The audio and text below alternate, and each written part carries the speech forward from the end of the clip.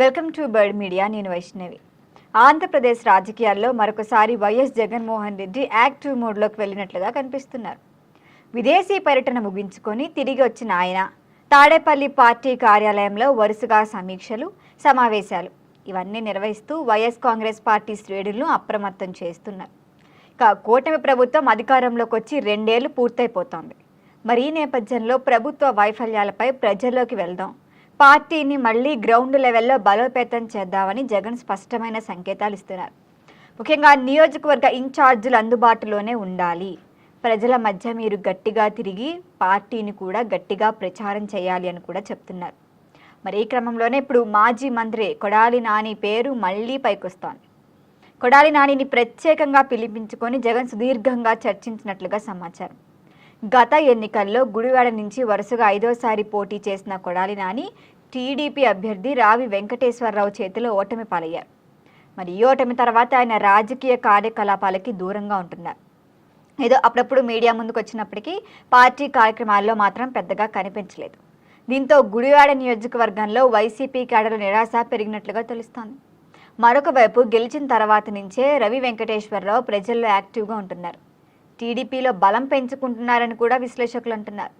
ఇక నియోజకవర్గంలో అభివృద్ధి కార్యక్రమాలు, ప్రజా సమస్యలపై స్పందిస్తూ ఆయన తన గ్రాఫ్ని పెంచుకుంటున్నట్లుగా కూడా చూడొచ్చు. మరి దీనికి విరుద్ధంగా వైసీపీ కార్యకలాపాలు మందగించేశాయి. ఎప్పుడు పక్క వాళ్ళ మీద పడి ఆడడం, ఎప్పుడు టీడీపీ ఏం చేసినా నెగిటివ్ ప్రచారం చేయటం మాత్రమే వైసీపీ పనిగా ఉండి కూడా ఈ కార్యక్రమాలన్నీ మందగించాయి. ఒకవేళ ఇదే గనక ఇట్లా కంటిన్యూ అయితే వచ్చే ఎన్నికల్లో వైసీపీ పార్టీకి ఇది పెద్ద నష్టంగా మారే ప్రమాదం ఉందని జగన్కి ఇప్పటికీ బలి వెలిగినట్టుగా తెలుస్తోంది. అందుకే కొడాలి నానిని పిలిపించి కాస్త తలంటి ఇకపై యాక్టివ్ కావాల్సిందే, అట్లా మూల కూర్చుంటే కుదరదు అని కూడా జగన్ గట్టిగానే కొడాలి నానికి వార్నింగ్ ఇచ్చినట్లుగా ప్రచారం జరుగుతోంది. కొందరైతే కాస్త గట్టిగానే క్లాస్ స్పీకర్ కొడాలి నానికి కాస్త బూతులు తగ్గించి కావాల్సిన విషయాలు మాట్లాడాల్సిందే అని మాట్లాడారు.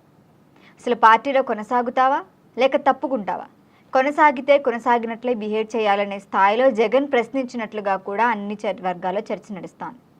దీనిపై ఇప్పటి వరకు అధికారికంగా ఎవరు స్పందించలేదు. కానీ కొడాలి నాని గత కొంతకాలంగా అనారోగ్య సమస్యలతో ఇబ్బంది పడ్డ విషయం తెలిసే. చికిత్స అనంతరం కోలుకున్నాక తిరిగి రాజకీయాల్లోకి దూకుడుగా కనిపిస్తారని వైసీపీ నేతలు కూడా భావించారు.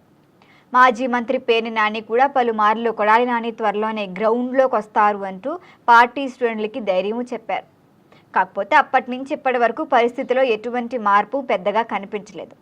దీంతో క్యాడర్లో కూడా అయోమయం పెరిగింది. అసలు కొడాలి నాని ఏమైపోయారని ఒకవైపు చూస్తే కనుక కేసుల భయం ఉండనే ఉంది. కొడాలి నాని యాక్టివ్ కాకపోవడానికి సగం ఈ కేసులే కారణమన్న ప్రచారం ఉంది.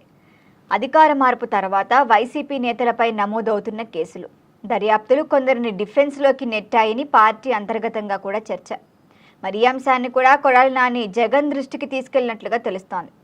అయితే వచ్చే ఎన్నికలు వైసీపీకి అత్యంత కీలకమని భావిస్తున్నారు జగన్. కాబట్టి ఇప్పటి నుంచే నియోజకవర్గ స్థాయిలో పార్టీని బలోపేతం చేద్దామనే వ్యూహంతో ముందుకెళ్తున్నారు. ముఖ్యంగా గతంలో బలమైన కోటలుగా ఉన్న ప్రాంతాల్లో పార్టీ బలహీన పడకుండా చూసుకుందామని ఆయన భావిస్తున్నారు.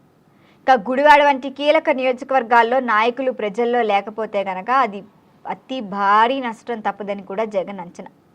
మొత్తానికి కొడాలి నానితో జగన్ భేటీయే ఇప్పుడు వైసీపీలో హాట్ టాపిక్. మరి సమావేశం తర్వాత కొడాలి నాని మళ్ళీ ప్రజల్లోకి వస్తారా లేక ఇప్పట్లాగే సైలెంట్గా కొనసాగుతారా అన్నది మాత్రం చూడాల్సిందే. దీనిపైన మీ అభిప్రాయాన్ని తెలియచేయండి. చూస్తూనే ఉండండి బర్డ్ మీడియా.